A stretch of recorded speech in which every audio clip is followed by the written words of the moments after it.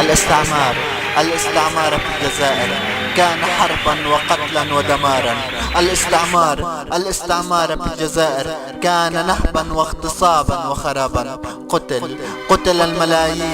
قتل الملايين والعالم ساكتا ناظرا غير متحركا. أصيح بكم كم أصبح الإنسان قاتلا لسبب عجزه غير قادرا. ساكتا لا أعلم هل هو خائفا من دول نامية أو من استعمار حاقدا.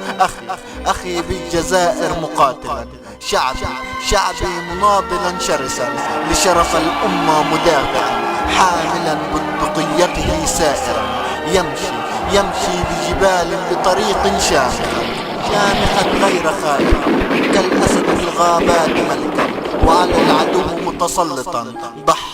ضحى بكل شيء حتى يوم استشهاده صرخ وبأعلى صوت ونادى وقال: وأخيرا قد أصبحت الجزائر حرا.